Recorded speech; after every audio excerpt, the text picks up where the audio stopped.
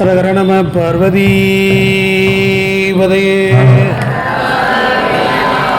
தென்னாடுடைய சிவனே போற்றி. சிவா திருச்சிற்றம்பலம், சிவா திருச்சிற்றம்பலம். இங்கே வருகை தந்திருக்கக்கூடிய சிவனடியார்களை அடியேன் மனம் மெய் மொழிகளால் வணங்கி வழிபடுகின்றேன். இங்கே இருக்கவங்க எல்லாரும் கவனமெல்லாம் இங்கே தான் இருக்கணும். கவனமெல்லாம் இங்கே தான் இருக்கணும். வால்யூம் ஏற்றுங்க, வால்யூம் ஏற்றுங்க. அவ்வளோதானா? ஹலோ, இப்போ தான் ஏறுது. 7வது திருவாசக மாநாடு மாணிக்க வாசகரின் ஒரு 20 நிமிஷம். ரைட். 7வது திருவாசக மாநாடு. இந்த திருவாசகம் ஓதுவதனால் என்ன பயன்? இல்லறத்திலும் இருந்து கொண்டு இறைநிலையை அடைய முடியும். இல்லறத்திலும் இருந்து கொண்டு இறைநிலையை அடைய முடியும். வீட்டு வேலையை விட்டுட்டு திருவாசகம் ஓத போகிறேன், அங்கே சொற்பொழிவு நடக்குது, அங்கே முற்றுவதுதல் நடக்குது அப்படின்னு சொல்கிறாங்க. சில பேருக்கெல்லாம் பார்த்த வைகிறாங்க. வீடுகளில் அக்கம் பக்கம் உள்ளவங்கெல்லாம் சொல்கிறாங்க, இவன் எப்போ பார்த்தாலும் கோயில்னு போகிறா அப்படின்னு சொல்கிறாங்க. அதுக்கு என்ன அர்த்தம்?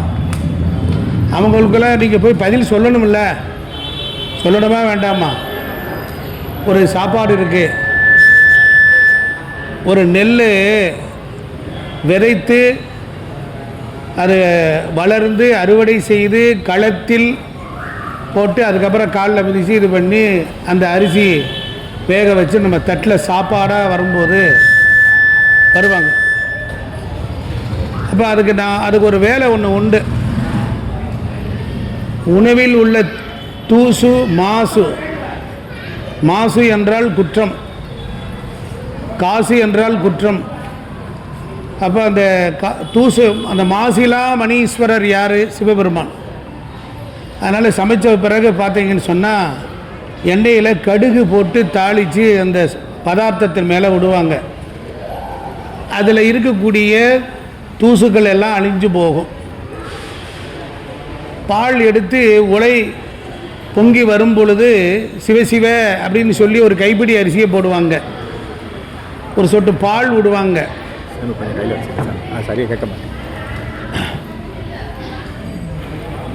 அப்போ இந்த மாதிரி நம்ம வாழ்வியலோடு இருக்கணும். புரியாத பாஷையில் ஆன்மீகத்தில் பேசி பிரயோஜனம் இல்லை. புரியாத பாஷையில் ஆன்மீகத்தை பேசக்கூடாது. அப்படி பேச்சு நமக்கு தேவையில்லை. நல்லா கவனிச்சிங்களா? நான் ஒரே வார்த்தையில் சொன்னேன். நீங்கள் இந்த உடம்பை சுத்தம் செய்ய வந்தது, மாசுவை போக்க வந்தது. பல பிறவிகள் தோறும் நாம் இந்த மண்ணில் கிடக்கிறோம். இந்த மண்ணில் தானே பிறக்கிறோம். அப்போ மண்ணில் நல்ல வண்ணம் வாழலான்னு தேவாரம் தானே சொல்லுது. மண்ணில் எல்லா வண்ணம் வாழலான்னு தேவாரம் சொல்லவில்லை. அதனால் திருவாசகம் ஓதுவதனால் என்ன பயன் என்பதை எனக்கு ஒரு 20 நிமிஷம் கொடுத்துருக்குறாங்க. கடிகாரத்தை பார்த்துக்கோங்க. இப்போ இருந்து 20 நிமிஷம் வச்சுக்கோங்க. நீங்கள் நிப்பாட்டுங்க சாமின்னு சொன்னால் நான் நிப்பாட்டிடுவேன். சட்டானா? எப்போவுமே ஒரு ப்ரோக்ராம் நேரத்தோடு ஆரம்பிக்கணும். காலம் கருதி தான் செயல்படணும். கண்ட நேரத்துக்கெல்லாம் ஆரம்பிக்கக்கூடாது. ஒரு முடிக்கணும் நேரம் வரும். அதனால் 20 நிமிஷத்தை நான் சரியாக பயன்படுத்தி கொள்வேன். லிஸ்ட்டு தான் பெருசாக இருக்கும், ஆனால் வார்த்தைகள் சின்னது. திருவாசகம் படிக்க படிக்க அழகும் ஞானமும் உங்களுக்கு உண்டாகும். நீங்கள் உண்மையிலே போய் நோட் எடுத்துகிட்டு போய் பஸ் ஏறி அது போய் வீட்டில் உட்காந்து திருவாசகம் படிக்கிறனால உங்களுக்கு சிவபெருமான் எனக்கு சொல்ல சொன்னார். இந்த தலம் சாதாரணமான ஸ்தலம் இல்லை, இது பத்மாசலம். இந்த ஸ்தலத்தில் என்னுடைய மகிமைகள் சொல்லுவேன். ஏன்னா நான் நிலைய வித்வான். யார்? ரேடியோவில் நிலைய வித்வான் ஒருத்தர் இருப்பார்ல, அது மாதிரி இந்த கோவில், இந்த சுவாமியை பூஜை செய்து அங்கிருந்து அடியன் பூஜை செய்து 65 நாற்காலி சக்கர நாற்காலியில் கொண்டுட்டு வந்தோம். அப்படி இந்த பிள்ளையாருக்கு இந்த பிள்ளை சொந்த பிள்ளை. அதனால் அடியன் இந்த கோவிலுக்கு நிறைய உபன்யாசம் சொற்பொழிவு பண்ணியிருக்கிறேன். இந்த கோவிலோடு திருப்பணியில் தொடர்பு உடையவன், திண்டுக்கலை சார்ந்தவன். நான் ஆன்மீக சொற்பொழிவாளர் சிவாச்சாரியார். நிறைய கோயில்கள் கும்பாபிஷேகம் பண்ணியிருக்கோம். பட் அதுவல்ல நோக்கம். உள்ளதை உணர்தல், அல்லதை விடுதல். நல்லா கவனிக்கணும். முதல்ல உங்களை என்கரேஜ் மாதிரியான விஷயங்கள் தான் உங்களுக்கு தேவை. அதில் இந்த திருவாசகம் என்கிற நூலில் எத்தனை பேர் சொல்லிட்டு போயிட்டாங்க, தெய்வீக கூறு இருக்குது. ஒவ்வொரு வரியும் ஒரு இறைவன். படிக்க முடியாதவர்கள், காது கேட்க முடியாதவர்கள் அந்த எழுத்தை தொட்டுக்கொண்டே வந்தால் அவர்களுக்கு ஞானம் வரும். அதுக்கப்புறம் இல்லை, சிவபெருமான் கையால் எழுதப்பட்ட விஷயம். அவருடைய கைகளால் வருந்த எழுதினால ஒரு விஷயத்துக்கு ஏதாவது குறை வருமா? இதை படிப்பதனால் என்னாகும்? உலகத்தில் இதற்கு மேலே ஒரு நூலை படிக்க முடியுமா? இதற்கு மேலே ஒரு நூல் இருக்கா? சுவாமியே நமக்கு எழுதியிருக்கிறாருன்னா அப்போ அதுக்கு எவ்வளோ மகத்துவம் இருக்கும். நல்லா கவனிக்கணும். இதுதான் ரகசியம். அப்போ திருவாசகத்தை எடுத்துக்கிட்டிங்கன்னா பிரம்மஞானம் உண்டாகும். எதை அறிந்த பின் இனி அறிவதற்கு எதுவும் இல்லையோ, எதை புரிந்த பின் இனி புரிவதற்கு எதுவும் இல்லையோ, எதையெல்லாம் அடைந்த பின் இனி அடைவதற்கு எதுவும் இல்லையோ, அதுதான் திருவாசகம். கைதட்டுங்க பார்ப்போம். நீ காவி உடுத்த வேண்டாம், காசாயம் தரிக்க வேண்டாம், தீட்சை பெற வேண்டாம், திருவோடு தூக்க வேண்டாம், திருவருள் வேண்டி நீ எங்கும் அலைய வேண்டாம், தீர்த்த யாத்திரை போக வேண்டாம். அதனால தான் சொன்ன, இல்லறத்திலும் இருந்து கொண்டு இறைநிலை அடை. அதுக்கு திருவாசகம் மாணிக்க வாசகர் கொடுத்தது நமக்கு. நல்லா கவனிக்கணும். இறைவன் விண்ணில் இருந்து மண்ணில் 4 பேரை எழுப்பி அனுப்பினார். 4 வேதமும் 4 யாரானது 4 ஆகி போனார்கள். அதனால் வேதத்தில் உள்ள சாரத்தை எல்லாம் தமிழில் மொழிபெயர்த்து இறைவனை விரும்பி பாடியது. நல்லா கவனிச்சுக்கணும். அப்போ இங்கே சாதுக்களுக்கு, சன்னியாசிகளுக்கு கிடைக்காத விஷயம், யோகிகளுக்கும் ஞானிகளுக்கும் தவ சீடர்களுக்கும் புண்ணிய புருஷர்களுக்கும் மகான்களுக்கும் அருளாளர்களுக்கும் ஜீவன் முக்தர்களுக்கும் கிடைக்காத விஷயம் சாதாரண பாமரன் எளியவன் ஒரு பக்தனுக்கு கிடைக்கிறது என்று சொன்னால் இறைவன் உங்களைத்தான் உயர்த்த வந்தார். எல்லாவற்றையும் உயர்த்தவுள்ளது திருவாசகம். வேதத்தை அப்படி வச்சாலும் திருவாசகத்தை வச்சாலும் இந்த வேதம் இருந்து என்ன வருது? It is raw material. Rig Yaju Sama Atharvana Vedas 108 உபநிஷத்தம். இதிகாசம் 3. இதிகாசம் 3 சொல்லுங்க. இதிகாசம் தைரியமா சொல்லுங்க. ராமாயணம் மகாபாரதம் சிவரகசியம் தான் திருவாசகம். தோற கைதட்டுங்க. சிவரகசியம் மறைக்கப்பட்டு விட்டது. இந்த நாட்டில் அண்டையர்கள் எல்லாம் படையெடுத்து இந்த நாட்டினுடைய தொன்மையான மரபு வழி நம்மளுடைய பாரம்பரியத்தை எல்லாம் அழித்து சென்ற பொழுதும் கூட மீண்டும் 2ஆம் நூற்றாண்டில் இருந்து 4ஆம் நூற்றாண்டிலிருந்து 7ஆம் நூற்றாண்டு வரையிலும் விநாயகர் வெளிப்பட்டார். இங்கே உட்கார்ந்து இருக்கும் போது பேசினார், பிடியதன் உருவமை இடையிலே வந்தது என்று என் அருமை அண்ணா அவர்கள் சொன்னார்கள். இருக்கட்டும், யார் எவ்வளி சொன்னாலும் அவ்வளி நல்வழி என்று எடுத்துக்கொண்டு போவது தானே நம்மளுடைய சைவர்களுடைய கடமை. ஆகையினால திருவாசகம் உயர்ந்ததா தாழ்ந்ததா? தொட்டாரை சிவனாக்கும். தவிர கைதட்டுங்க. தைரியமா சொல்லுங்க. யார்கிட்ட சொல்லுங்க? நீங்கள் அந்தணனாக இருக்க தகுதி இல்லை, நீங்கள் பிராமணனாக இருக்க வேண்டாம். 63 நாயன்மார்களை பாருங்க, எல்லா வர்ணத்தாரும் அங்கே இருப்பார்கள். எல்லாம் கவனிக்க வேண்டும். யாரும் இங்கே உயர்ந்தவன் இல்லை, இந்த மேடை உயர்ந்தது இல்லை. உன் உள்ளத்தில் உள்ள இறைவனை தொட்டு தழுப்பி எழுப்புகின்ற அந்த ஆற்றல் திருவாசகத்துக்கு மட்டும்தான் உண்டு. அதனால யார் பின்னாலையும் போயிடாதீங்க. யார் பின்னாலையும் போக முடிந்த முடிவு. சைவ சித்தாந்தம் சொல்கின்ற முடிந்த முடிவு. இதற்கு மேல வேறு ஒரு குருநாதர் தேவையில்லை. ஒரு புத்தகம் போதும். சிவபெருமானே கையில் கொடுத்திருக்கிறார். அவன் கொடுத்த சொத்தை இருக்க பிடித்துக் கொள்ளுங்கள். யான் உனை தொடர்ந்தேன், சிக்கன பிடித்தேன், எங்கு எழுந்து அருள்வது இனியே. அவ்வளவுதான். நான் சொல்றேன் கேளுங்க. யார் காலில் விழ வேண்டாம். அடியாரா இருக்கா அவன் காலில் விழு. சிவன் அடியார் காலில் உத்திராட்சம் இருக்கா, விபூதி இருக்கா, நல்வார்த்தை பேசுகிறானா, பெரியோர்களை மதிக்கிறானா, தாய் தந்தையர்களை மதிக்கிறானா, குருவை வணங்குகிறானா, குருவை மதிக்கிறானா, ஆலய உளவார பணி செய்கின்றானா, அடியவருக்கு தொண்டு செய்கிறானா, சிவபூஜை பண்ணுகின்றானா, சிவபூஜை பண்ண உனக்கு உதவுகிறானா? நன்றாக புரிந்திருப்பீர்கள் என்று நினைக்கிறேன். இந்த காலத்தில் பொறுத்தளவில் உங்களை விட உயர்ந்த மாணவன் இந்த உலகத்தில் எவனுமே கிடையாது. எவன் பின்னாலே போய் நாசமாகி போய் விடாதீர்கள். வேடமிட்டு திரியக்கூடிய ஆன்மீகவாதிகள் மலிந்துவிட்ட கலிகாலம். வேடமிட்டு திரியக்கூடிய ஆன்மீகவாதிகள் மலிந்துவிட்ட கலிகாலம். எந்த ஒரு வேடமும் இல்லாமல் இல்லறத்தில் இருந்து கொண்டு கணவனாருக்கு சேவை செய்து பிள்ளைக்கு நல்ல தாயாக இருந்து மாமியாருக்கும் மாமனாருக்கும் நல்ல மருமகளாக இருந்து நீங்கள் வீட்டில் உங்கள் கடமைகளை செய்து கொண்டு இறைவனை பூசித்து பூவும் நீரும் கொண்டு இறைவனை பூசித்தால் போதும், இறைவன் மகிழ்ந்து உன் பின்னே வருவார். அதெல்லாம் திருவாசகம். திருவாசகத்துக்கு உருகாதார் ஒரு பொழுதும் இல்லை. திருவாசகத்தில் கிடைக்கிறது திரு லட்சுமி வாசம் எங்கே இருப்பார்? அகத்துக்குள் வரைவார். திருவாசகம் ஒரு முறை ஓதிவிட்டால் போதும். வடநாட்டிலே ஒரு ஃபைரஸ் கல் என்று ஒரு கல் இருக்கிறது. நான் ஏற்கனவே சொல்லுவேன், அந்த கல்லை போய் யார் தொட்டாலும் சரி தங்கமாக மாறும். ஒரு கசாப்பு கடை இரும்பு, கசாப்பு கடையில் வெட்டக்கூடிய அருவாள், அது போய் அந்த கல்லை தொட்டால் அதுவும் தங்கமாக மாறும். கசாப்பு கடை அறிவாலை தங்கமாக மாறுகிற பொழுது தங்கமணி அம்மாள் மாறமாட்டாளா? தங்கச்செல்வி மாறமாட்டாளா? திருவாசகம் என்பது உன்னுடைய பிறவி கர்மாவை அழிக்கக்கூடியது, ஆன்மாவை சுத்தம் செய்யக்கூடியது, மனத்தை ஒழுங்குபடுத்தக்கூடியது. புரியுதுங்களா? உடத்தில் வரப்போகும் நோய் வந்த நோய் எல்லா நோயும் போக்கக்கூடிய பேரருளாக வைத்தீஸ்வரனாகவே ஆண்டவன் இருக்கிறான். அதுபோல நீங்கள் எப்பொழுது சிவனாக மாறப்போகிறீர்கள்? சிவனை கும்பிட்டு கொண்டு இருக்கிறீர்களே, நீ எப்பொழுது சிவனாக வேண்டும்? அதுதான் கேள்வி. அது எங்கள் அண்ணா சொன்னார், திருமுறைகளை எல்லாம் 12 திருமுறைகளை ஓதி 12 திருமுறைகளை புத்தகங்களை அச்சடித்து திருவாசகத்தை அச்சிட்டு உலகத்திற்கு வாழும் காலத்திலே ஆலயத்திற்கு இடம் தந்து வாழும் வழிபாடை வாழ்தலே வழிபாடாக வாழ்ந்து கொண்டிருக்கக்கூடிய எங்கள் அண்ணா அவர்கள் கூட்டத்தில் உட்கார்ந்திருக்கிறார். அவர் சொன்னார், நாயி என்பதற்கு என்னடா அர்த்தம் சொல்லுடா தம்பின்னார். நான் எத்தனையோ வேறு உபன்யாசம் சொல்லுவேன், ஆனால் பெரியோர்கள் இருக்க சிறியோர்கள் பேசக்கூடாது. ஆனால் ஒரே வரி சொன்னேன். அவர் அண்ணா நீங்களே சொல்லுங்கள் என்றார். நாய்க்கு நாவுக்கரசு பெருமான் சொல்லுகிறார், ஞாயிற் கடையாய் கிடந்த அடியனுக்கு தாயிற் சிறந்த தயாவான தத்துவனேன்னு சொன்னார். அதில் ஒன்றும் புரியல. நாய் ஒன்று மட்டும் தான் சாப்பிட்டதை கக்கும், திருப்பி எடுத்து சாப்பிடும். இதை இது எவ்வளவு அருவருக்கத்தக்கது! அவ்வளவு மோசமான இழிநிலை பிறவியாக உள்ள என்னை இறைவா என்னை கொண்டு ஆண்கொண்டு அன்றே என்னை தடுத்து ஆட்கொண்டாய். இதிலிருந்து என்ன தெரிகிறது? மாணிக்க வாசகர் படாத வாழ்வின் கஷ்டங்களா?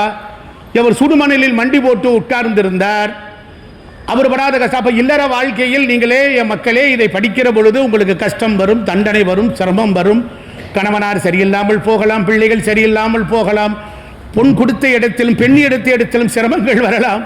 இதையெல்லாம் பார்த்து நீ சகித்து கொள்ள வேண்டும் என்று வாழ்வியலை உனக்கு அழகாக சுட்டி காட்டுகிறது. இதுதான் திருவாசகம். திருவாசகத்திலிருந்து என்ன செய்யறார்?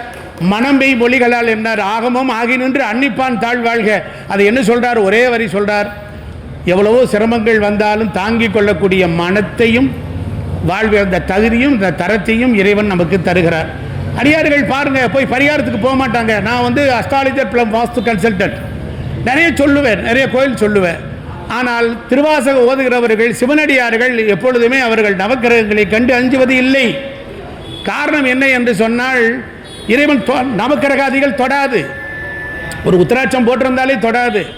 ஆனால் நிறைய பேர் உத்திராட்சம் போட வைக்கப்படுறாங்க, அதுக்கப்புறம் கழட்டி கொண்டு போய் கோயிலில் போட்டுறாங்க. திருநீர் பூசணும். அப்போ இதயத்தை உருக்கி ஞான உலகத்திற்கு உங்களை அழைத்து கொண்டு போவது திருவாசகம். அன்பு பக்தி தெய்வீக தேடலை நீங்களாம் தானம் பண்ண வேண்டாம், தபம் பண்ண வேண்டாம், அன்னதானம் போட வேண்டாம், திருவாசகம் ஓதுறவை சாதுக்களுக்கு வஸ்திரம் கொடுக்கவே வேண்டாம், அன்னதானம் போட வேண்டாம். ஏன்? நீங்களே நடமாடும் சிவமாக மாறிய பிறகு உங்களுக்குள் ஏன் சிவம்? நீங்களே சிவமான பிறகு நல்லா கவனிக்கணும். மனிதனுக்குள் கலந்த கடவுள், கடவுளுக்குள் கலந்த மனிதன்.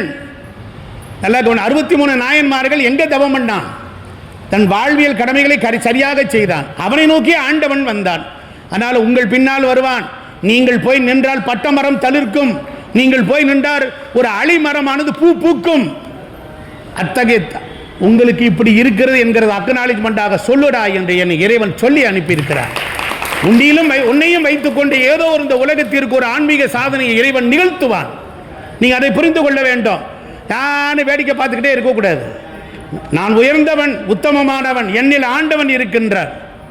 அத்தகைய உயர்ந்ததோடு அந்த மாலையை நீங்கள் தரிக்க வேண்டும். நல்லா கவனிக்கணும், நல்லா புரிஞ்சுக்கணும்.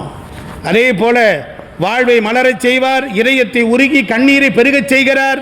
வெறும் பக்தி பாடல் மட்டுமில்லை, இது காலத்தை கடந்து ஆனந்த குளத்தில் நீராடி நமது ஆன்மாக்களை மலரச் செய்து நம்மையும் ஒரு பொருட்டாக மதித்து நம்மை நாய் சிவிகையில் ஏற்றினானே. நல்லா கவனிச்சுக்கணும். திருவாசகம் அவ்வளவு அற்புதமாக. 20 நிமிஷம் ஆயிடுச்சா? 20 நிமிஷம் ஆகலை. அப்ப நம்ம இதனால என்ன கிடைக்கும்? சிவஞானம் உண்டாகும். கைதட்டுங்க. சிவோத்திர தர்மம்னு ஒன்று இருக்கு. சிவ உத்தரோ தர்மம் இருக்கு. அந்த தர்மத்தை எல்லாம் படிக்கணும் வேண்டியதில்லை. இதிலேயே மூழ்கி இருந்து இதே வாழ்வாகவும் வாக்காகவும் வாழ்ந்து நடை உடை புரியுதுங்களா தளர்ந்து அப்படியே சிவசிவா சிவசிவா சிவசிவான்னு நாத்தெழும்பேர் அப்படியே உக்கிக்கிட்டு உருகிக்கிட்டு கண்ணீர் விட்டுக்கிட்டு ஆனந்த கண்ணீர் அழுதா உடனே குடும்பத்தில் கஷ்டமா திருவாசை எடு நமச்சிவாய வாழ்க. அவன் திருவடி ஒன்றை இறுக பிடித்துக்கொள். இதுதான் உண்மை. நாங்கள்லாம் பிடிச்சுக்கிட்டோம். எது பொழி வேஷம் என்று ஆராயாதே. எவன் உத்தமை எவன் பொய்காரன் ஆராயாதே. அதெல்லாம் உன்னுடைய வேலை இல்லை. அதையெல்லாம் வீரபத்திரன் பார்த்துக் கொள்வான். சிவகணங்கள் பார்த்து கொள்ளும். அந்த வேலை உனக்கு இல்லை. கோயிலில் போய் இது இப்படி செய்யாதே அப்படி செய்யாது என்று சொல்லாதே, பாவம் வரும். ஆச்சாரியன் கூட்டம் அபிஷேகம் பண்ணி ஒழுங்கா பண்ணல, அலங்காரம் பண்ணல, அது செய்யலன்னு குறை சொல்லாதே. அடியார்கள் எவனும் குறை சொல்லக்கூடாது. அடியவரை எவனும் குறை சொல்லக்கூடாது. அவன் இன்று ஒரு மாதிரி இருப்பான், நாளை மேன்மை நிலைக்கு வந்து விடுவான். உண்மைதானே? நாளை நம்மளிடத்தில் புறம் பேசுதல், பொறாமை, வஞ்சகம், சூது, களவு இது இல்லாமல் இருந்தால் போதும். இதான் சுத்த சிவம். சுத்த தேகம் உனக்குள் வந்து விட்டது. நல்லா புரிஞ்சு விட்டா இல்லையா? ஆமா. அப்ப சிவபெருமானே கதி. அடியாருக்கு என்ன இலக்கணம்? சிவபெருமானே கதி. சிவபெருமானே கதி. அன்பே சிவமாய் கருணையோடு அமைதியாக என் சொல் பேசி நல்ல செயல்களை செய்து கொண்டிருந்தால் போதும்.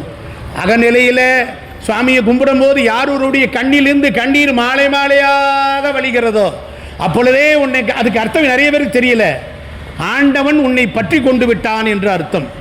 கோயிலில் போனால் சுவாமி கும்பிட்டு அப்படியே கண்ணீர் வருது, அப்படியே அழுக வருது. ஆண்டவன் உன்னை பற்றி கொண்டான். கோயிலுக்கு போனால் ஒரு கொட்டாய் வருது, உன் ஆத்மா சுத்தம் செய்யப்படுகிறது. இந்த டிரான்ஸ்ஃபார்மரை கிளீன் பண்ணும் போது கரண்ட்டை கட் பண்ணுவான். அதுபோல் இந்த ஆத்மா இருக்கு பாரு, சில பேருக்கு அழுகிய நிலையில் இருக்கும். புரியுதுங்களா? திருவாசகம் பாட பாட பாட பிரகாசமாகி அப்படியே பிரைட்டாக இருப்பான். பார்த்துருக்கீங்களா? ஆமாம். இதெல்லாம் உண்டு. இதை அள்ளி விடுவதில்லை. இதெல்லாம் நான் கொஞ்சம் கொஞ்சம் கொஞ்சம் ஆண்டவனிடத்தில் அருகில் இருந்து அவனை அழைத்து பாடி பணிந்து பரவசம் அடைந்து அவனோடு ஐக்கியமானதினால் கிடைத்த உண்மை. அதுக்கப்புறம் நான் வேஷத்தெல்லாம் கலைச்சிட்டேன். பார்க்க எவ்வளோ பெரிய மாலை, அப்படி இப்படி தலை மாலை அதுக்கெல்லாம் போட்டு பார்த்தா மடாதிபதி மாதிரி இருப்பேன். அதெல்லாம் நமக்கு தேவையில்லை. அது ஒரு பொழுதும் உதவாது. ஒன்றே ஒன்று. ஒரு எப்படி பார்த்தா யாராவது ஒரு அடியார் வந்தா, சிவா திருச்சிட்டம் சிவா, இது என்ன சிவான்னு கேட்கணும். உன் நிலை இழக்க வேண்டும், உன் உயர்வை காணாமல் போக வேண்டும். அப்பொழுதுதான் நீ என்ன பற்றற்ற நிலைக்கு வரணும். இப்போ நிறைய பேர்கள் பாருங்க, துறவி மாதிரி இருக்கீங்க. உண்மையான துறவி நீங்கள் தான். சுகத்தை எல்லாம் இழந்து எதையெல்லாம் பெற வேண்டுமோ அதையெல்லாம் இழந்து ஆண்டவன் ஒருவனே போதும் என்று வந்திருக்கிறீர்கள். தமிழ் இலக்கியம், சைவ இலக்கியம் உங்களை வருக வருகென்று வரவேற்கிறது. அதுபோல் புறைகள் மெய் சிலிர்த்தல், கண்ணீர் அரும்புதல், இரு சிவாய நம என்று மந்திரம் சொல்லுதல், அதே நேரம் சுயநலம் பொறாமை தவிர்த்து நமக்கு வாழ்க்கையில் பிரம்ம ஞானத்தை காட்டக்கூடிய ஒரு அற்புதமான ஒரு இங்கே வருகை தந்திருக்கக்கூடிய உங்கள் திருவடிகளை எல்லாம் உண்மையாக வணங்கி உங்கள் பணி சிறக்கட்டும். நீங்கள் எல்லாரும் என்னாகும், வான்வழி வந்த சிந்தனையின் காரணமாக வானவர் நாடு வழி திறக்கும். நீங்கள் உங்கள் காற்று பற்று கருத்தரிக்க முடியாதவள் கருத்தரிப்பாள். உங்கள் காற்று பற்று பழுக்காத மாமர பழுக்கும். அடுத்த வீட்டு குடும்பம் ஆன்மீகத்தில் எல்கேஜிக்குள் உள்ளே வருவார்கள். நீங்கள் நடந்து போனால், ஊட்டமாக போனால், உங்களை பார்த்த மாத்திரத்திலே இருக்கக்கூடிய விபத்துக்கள் நீங்கும். நன்மங்களங்கள்லாம் எதிர்வந்து நோக்கும். இறைவனே வீதி உலா வருவான். உன் கால்களில் அவன் காலை வைத்து கொண்டு, உன் சிரசில் அவன் சிரசை வைத்து கொண்டு, உன்னிலும் இருந்து உன்னை உற்று நோக்குகின்றான். இந்த அற்புதமான மாநாட்டை நடத்துகிற என் பாசமிகு நண்பர் சகோதரர் கார்த்திக் சிவர் அவர்கள் உண்மையிலே ரொம்ப ஏழை பங்காளன், வசதி இல்லாதவர். இருப்பவர்கள் அவருக்கு ஏதாவது கொடுங்கள். மாநாட்டை நடத்துகின்றார். மண்டபம் போனால் பணம் தேவை. இந்த ஆலயத்தை கேட்டிருக்கிறார்கள். எங்கெங்கெல்லாம் சென்று எப்படியெல்லாம் ஆண்டவனை புது புது அடியார்களை உருவாக்குவது அவர் பொருட்டு இடைவிடாது தொய்வில்லாது அவர் இந்த அரும்பணி செய்கிறார். அவருடைய மனைவி மக்கள், அவருடைய உள்ளங்கள் இந்த பணிக்கு உதவிகரமாக இருப்பவர்கள். நாம் அவர்களை எல்லாம் நன்றாக இருக்கும்படி நம்முடைய மனதின் தட்டிலிருந்து அவரை வாழ்த்துவோமா? அதற்கு அவர் பிள்ளையை கூப்பிடுவோமா? வெற்றிவேல் முருகனுக்கு, ஞானவேல் முருகனுக்கு. திருச்சிற்றம்பலம்.